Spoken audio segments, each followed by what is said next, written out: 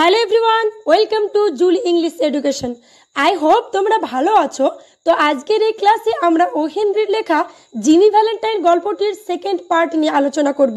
Already আমরা এই গল্পের ফার্স্ট পার্টটি কমপ্লিট করেছি। যদি তোমরা না দেখে থাকো তাহলে এই চ্যানেলের ডেসক্রিপশনে লিঙ্ক দেওয়া আছে, তোমরা অবশ্যই দেখে নেবে। আমি যথাসাধ্য চেষ্টা করেছি গল্পটিকে এক চান্সে বুঝিয়ে দেওয়ার। আই হোপ তোমরা খুব সহজভাবে বুঝতে পারবে। তাহলে কিন্তু তোমাদের টেক্সট বুকটা অবশ্যই ফলো করতে হবে। গল্পটি লাইন বাই লাইন আলোচনা করার আগে যদি ফার্স্ট পার্টের বিষয়বস্তুর আলোচনা আমি সংক্ষেপে তোমাদের সামনে উপস্থাপন করি, তাহলে আজকের এই ক্লাসটি বুঝতে তোমাদের কিন্তু অনেকটাই হেল্পফুল হবে। এর আগের ক্লাস অর্থাৎ পার্ট 1-এ আমরা জেনেছিলাম যে জিমি ভ্যালেন্টাইন, যে কিনা একজন দাগি সিধেল চোর, সে স্প্রিংফিল্ডে চুরির ঘটনায় 10 মাস জেলে সাজা ভোগ করার পর তার ইনফ্লুয়েন্সিয়াল বন্ধুবান্ধবের কারণে সে জেল থেকে ছাড়া পেয়েছে। তো জেল থেকে ছাড়া পাওয়ার পর জিমি ভ্যালেন্টাইনের জীবনে কি কি ঘটলো সেগুলো আজ আমরা এই পার্টে আলোচনা করব। তাহলে চলো সময় নষ্ট না করে গল্পটি লাইন বাই লাইন এক্সপ্লেনেশন করা যাক। Disregarding the song of the birds, অর্থাৎ জিমি ভ্যালেন্টাইন জেল থেকে বেরিয়ে ডিসরিগার্ডিং উপেক্ষা করে, অর্থাৎ অগ্রাহ্য করে, কি উপেক্ষা করে? The song of the birds পাখিদের গান উপেক্ষা করে, দ্য ওয়েভিং গ্রিন ট্রিজ এবং বাতাসে দোদুল্যমান সবুজ গাছপালা সেগুলো উপেক্ষা করে, and the smell of the flowers এবং ফুলের সুগন্ধ উপেক্ষা করে জিমি হেডেড স্ট্রেট, জিমি সোজা চলে গেল ফর এ রেস্টুরেন্ট, মানে একটা রেস্টুরেন্টের দিকে অথবা একটা রেস্টুরেন্টের জন্য। এখান থেকেও কিন্তু আমরা জিমি ভ্যালেন্টাইন সম্পর্কে আরো একটি ইন্টারেস্টিং বিষয় বুঝতে পারলাম যে জিমি কিন্তু মোটেই প্রকৃতি প্রেমী নয়। কারণ এই যে একটা খুব সুন্দর প্রাকৃতিক পরিবেশ, সেটাকে কিন্তু জিমি উপেক্ষা করে সোজা রওনা দিল রেস্টুরেন্টের দিকে। এখান থেকে আমরা অনুভব করতে পারি যে এতদিন পর্যন্ত জিমি জেলেতে যে ধরনের খাবার দাবার পেয়েছিল সেটা তাকে খুব একটা স্যাটিসফাইড করতে পারেনি। তাই জেল থেকে বেরিয়েই জিমি সোজা চলে যাচ্ছে রেস্টুরেন্টে। এর মাধ্যমে জিমির মেটেরিয়ালিস্টিক মানসিকতা বা মেন্টালিটির পরিচয় পাই। বুঝতে পেরেছো? চলো এবার পরের লাইনে যাওয়া যাক। দেয়ার, সেখানে অর্থাৎ সেই রেস্টুরেন্টে, হি টেস্টেড, সে স্বাদ নিয়েছিল, দ্য ফার্স্ট সুইট জয়েস, প্রথম মিষ্ট একটা আনন্দের। কিসের আনন্দ? অফ লিবার্টি, মানে মুক্তির। মানে জিমি ভ্যালেন্টাইন জেল থেকে বেরিয়ে মুক্তির যে আনন্দ, তার প্রথম স্বাদটুকু উপভোগ করেছিল এই রেস্টুরেন্টে। কিসের মাধ্যম দিয়ে? In the shape of a broiled chicken, ঝলসানো মুরগির মাংস, অ্যান্ড এ বোতল অফ হোয়াইট ওয়াইন, এবং তার সাথে ছিল এক বোতল সাদা মদ, ফলোড বাই এ সিগার, এবং সঙ্গে ছিল একটা সিগার। এ গ্রেট বেটার, যেটা একগুণ ভালো ছিল, দ্যান দ্য ওয়ান, যেটার থেকে the warden had given him, যেটা জেলের কারা অধ্যক্ষ তাকে দিয়েছিল। মানে জেলের ওয়ার্ডেন অর্থাৎ কারা অধ্যক্ষ জিমিকে যে সিগার দিয়েছিল, জিমির কেনা সিগারটা কিন্তু তার থেকে অনেক বেটার কোয়ালিটির ছিল। এখান থেকে আমরা বুঝতে পারি যে জিমি কিন্তু ভীষণভাবে একজন শৌখিন ব্যক্তি। সে তার নিজের লাইফস্টাইল সম্পর্কে অত্যন্ত সজাগ। তাই জেলের ওয়ার্ডেন অর্থাৎ কারা অধ্যক্ষ যে ধরনের সিগার খায়, জিমি কিন্তু তার থেকে অনেক বেটার কোয়ালিটির সিগার খায়। ক্লিয়ার হলো? চলো নেক্সট। ফ্রম দেয়ার, অর্থাৎ সেখান থেকে, মানে সেই রেস্টুরেন্ট থেকে, হি প্রসিডেড, সে রওনা দিল, লেজারলি টু দ্য ডিপোর্ট, খুবই অলস ভাবে ডিপোর্টের দিকে। এখানে ডিপোর্ট বলতে একটি ছোট রেল স্টেশনকে বোঝানো হয়েছে। হি টস্টেড, সে ছুড়ে দিল, এ কোয়ার্টার, একটা সিকি, into the hat of a blind man, একজন অন্ধ ব্যক্তির টুপির মধ্যে, সিটিং বাই দ্য ডোর, যে কিনা রেল স্টেশনের দরজার কাছে বসে ভিক্ষা করছিল। অ্যান্ড বোর্ডেড হিজ ট্রেন, এবং তারপরে সে তার নির্দিষ্ট ট্রেনে উঠল। 3 hours সেট হিম ডাউন, ট্রেনে 3 ঘন্টা যাত্রা করবার পরে সে নামলো ইন এ লিটল টাউন, একটা ছোট্ট শহরে, নিয়ার দ্য স্টেট লাইন, রাজ্যের সীমানা বরাবর। অর্থাৎ জিমি ভ্যালেন্টাইন ট্রেনে 3 ঘন্টা যাত্রা করবার পরে রাজ্যের সীমানা বরাবর একটা ছোট্ট শহরে নামলো।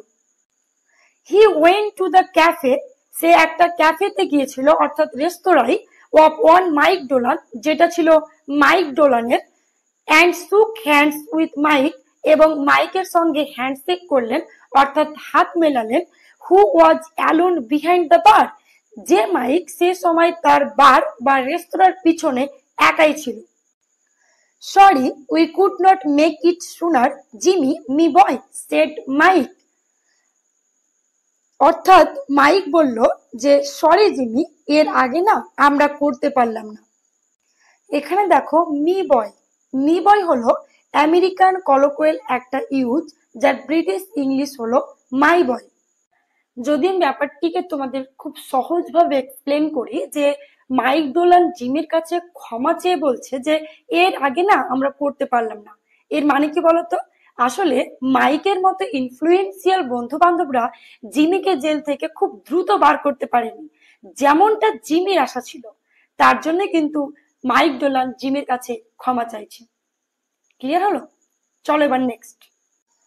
বাট মানে কিন্তু উই হ্যাড দ্যাট প্রোটেস্ট, আমরা প্রতিরোধ করেছিলাম, ফ্রম স্প্রিংফিল্ড টু বাক এগেনস্ট, স্প্রিংফিল্ডের ঘটনার প্রতিবাদের বিরুদ্ধে।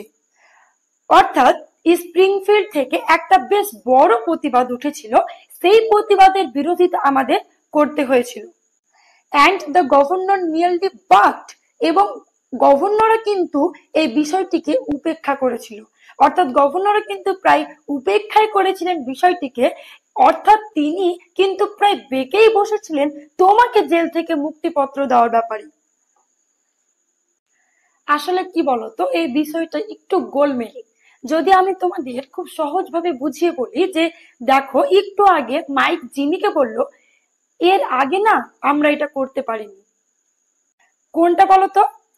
আমরা পার্ট 1 অর্থাৎ এর আগের ক্লাসে জেনেছি যে জিমি এক্সপেক্ট করেছিল তাকে এই জেলে 3 মাস থাকতে হবে, যেখানে তাকে 10 মাসের কাছাকাছি জেলে থাকতে হয়েছে। কেন থাকতে হয়েছে, কেন এত দেরিটা হলো, তার রিজন কিন্তু মাইক ডোলান জিমিকে বলে দিচ্ছে, যে যখনই জিমিকে জেল থেকে ছাড়ানোর উদ্যোগ নেওয়া শুরু হলো, তখনই স্প্রিংফিল্ডের লোকজনেরা কিন্তু প্রতিবাদ শুরু করে, এবং তার ফলে জিমির বন্ধু বান্ধবেরা কিন্তু একটু থমকে যায়, এবং গভর্নমেন্ট কিন্তু ভয় পেয়ে পুরো ব্যাপারটিকে উপেক্ষা করবার চেষ্টা করেছিলেন। তার জন্য কিন্তু জিমির জেল থেকে বের হতে এই দেরিটা হয়। আশা করছি এবার তোমাদের খুব সুন্দরভাবে ক্লিয়ার হয়েছে।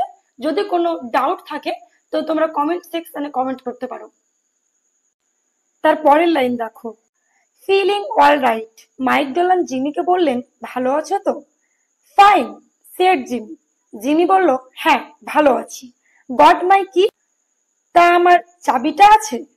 হি গট হিজ কি অ্যান্ড ওয়েন্ট আপস্টেয়ার, অর্থাৎ মাইক ডোলানের কাছ থেকে জিমি তার চাবিটা নিয়ে সেই রেস্টুরেন্ট বা সরাইখানার দোতলায় গেল। Unlocking the door of A room at the rare, সেখানে গিয়ে একেবারে পিছনের দিকের একটা ঘরের দরজার তালা খুলল। এখানে রেয়ার মানে হলো একেবারে পিছনের দিকে।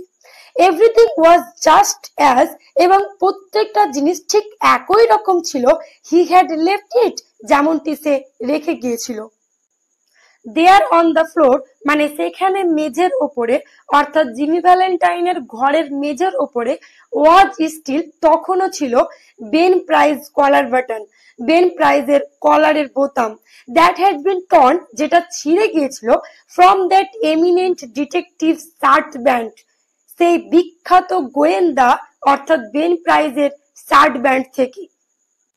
When they had overpowered Jimmy, যখন তারা জিমির সঙ্গে ধস্তাধস্তি করছিল, টু অ্যারেস্ট হিম, তাকে গ্রেপ্তার করার জন্য। পুলিং আউট, টেনে বের করলো, ফ্রম দ্য ওয়াল, দেওয়াল থেকে, এ ফোল্ডিং বেড, একটা ভাঁজ করা বিছানা।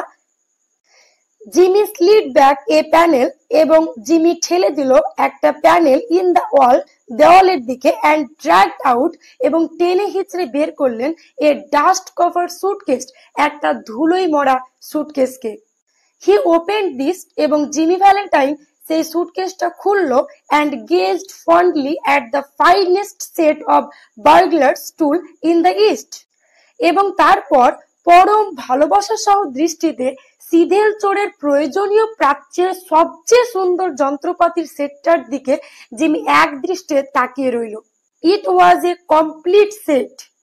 এটা ছিল সব দিক থেকে সম্পূর্ণ একটি set, made of specially tempered steel, যেটা তৈরি হয়েছিল বিশেষভাবে সান দিয়ে জং নিরোধক স্টিল দিয়ে। এখানে টেম্পার্ড স্টিল মানে জং নিরোধক স্টিল। এবং তার সুটকেসটির মধ্যে ছিল the latest design in drill, মানে সাম্প্রতিকতম নকশার বা ডিজাইনের ড্রিল।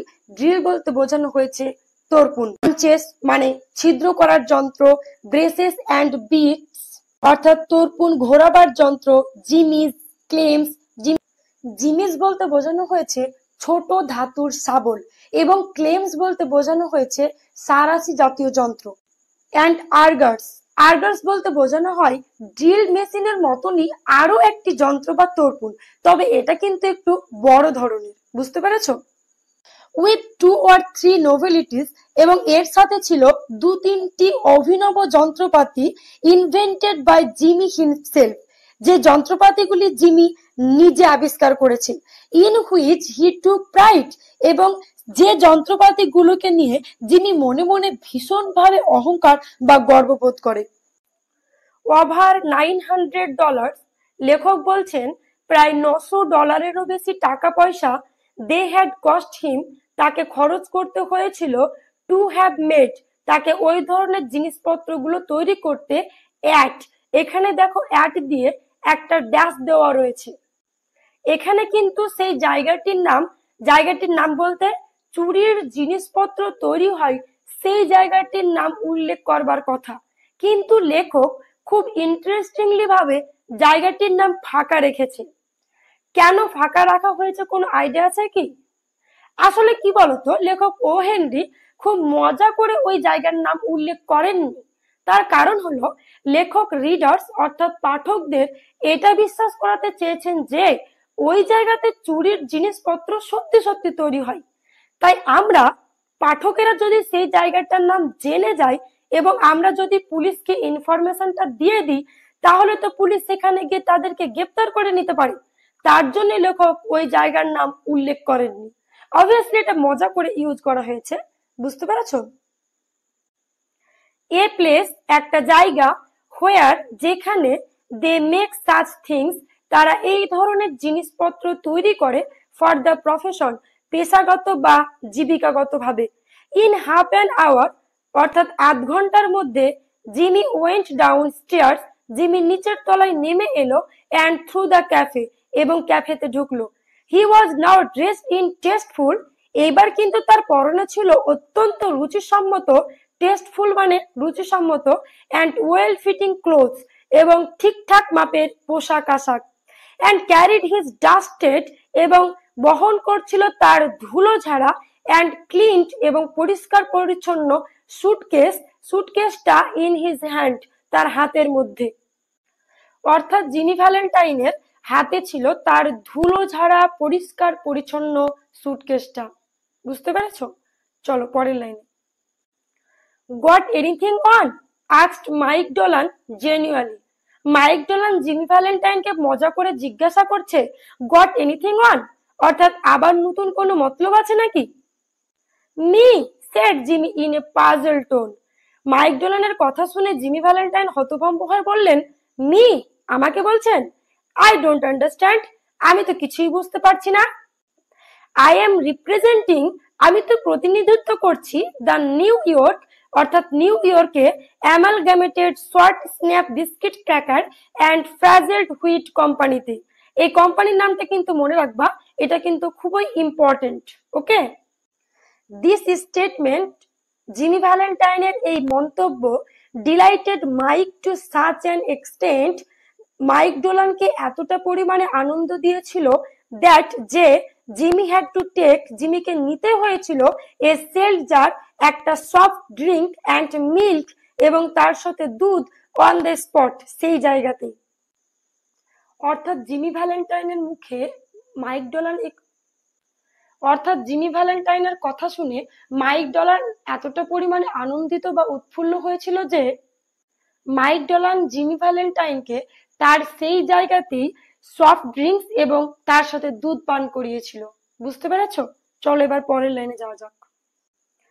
হি নেভার টাচড, সে কখনোই স্পর্শ করেনি হার্ড ড্রিঙ্কস মানে কঠিন পানীয়। এখানে হার্ড ড্রিঙ্কস বলতে বোঝানো হয়েছে অ্যালকোহলিক যে কোনো ড্রিঙ্কস এর কথা। A week after the release of Valentine 9762, Valentine যার কয়েদি নম্বর ছিল 9762, তার ছাড়া পাওয়ার এক সপ্তাহ পরে ওয়াজ এ নিট জব, একটা নিখুঁত ঘটনা ঘটেছিল। কিসের ঘটনা?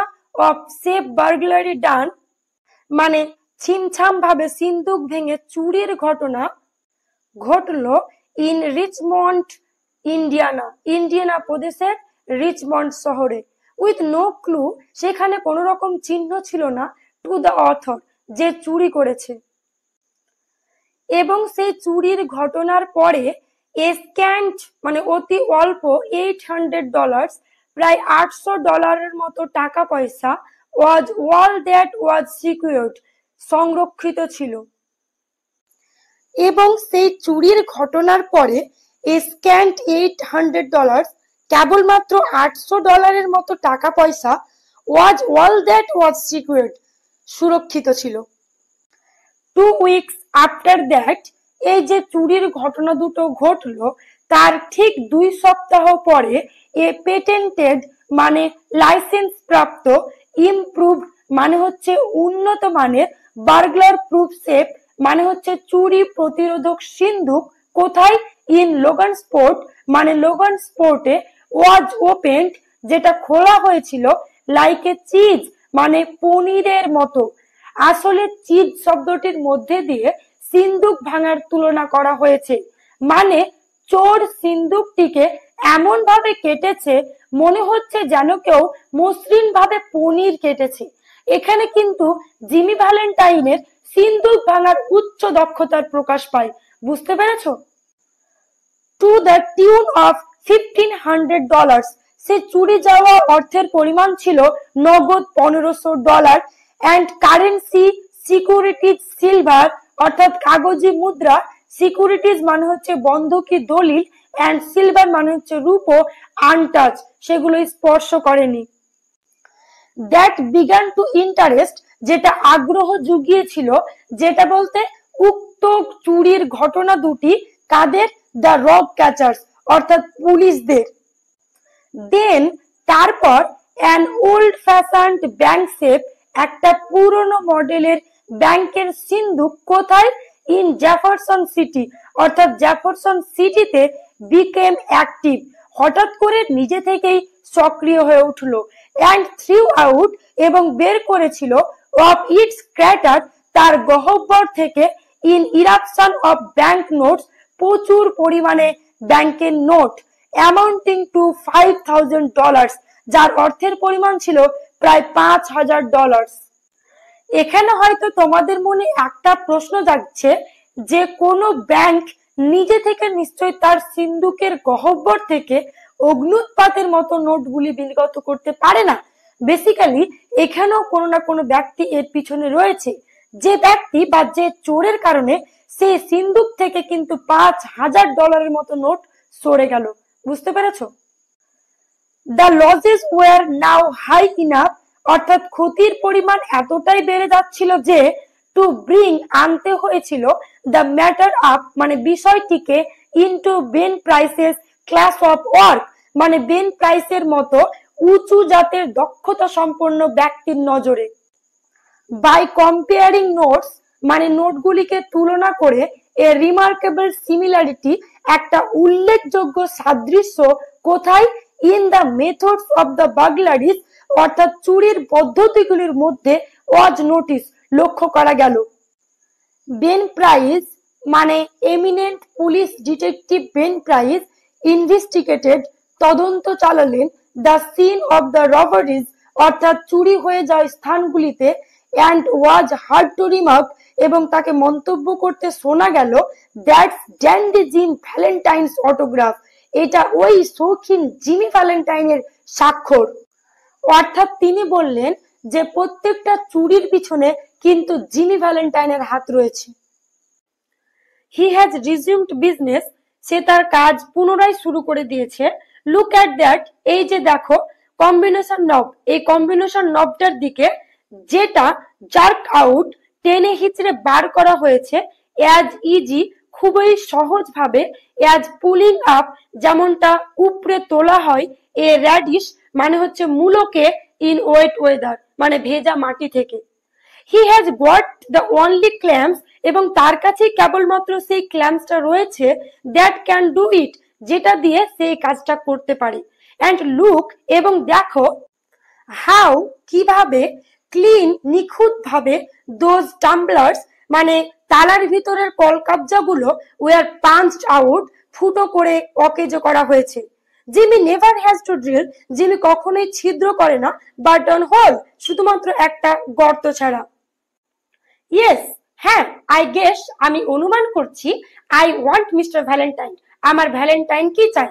হি will do his bit next, এরপরে যখন সে করবে, অর্থাৎ এরপরে যখন জিমি ভ্যালেন্টাইন জেলের ঘানি টানবে, উইদাউট এনি শর্ট টাইম, স্বল্প মেয়াদ ছাড়া, অর ক্লেমেন্সি ফুলিশনেস, এবং বোকামির সেই ক্ষমা প্রার্থনা ছাড়া। তাহলে গল্পটির আলোচনা আজ এই পর্যন্তই থাক। দেখা হচ্ছে গল্পের বাকি অংশ নিয়ে নেক্সট পার্টে। ততদিনে ভালো থাকবে, সুস্থ থাকবে। ভিডিওটি শেষ পর্যন্ত দেখার জন্য অসংখ্য ধন্যবাদ।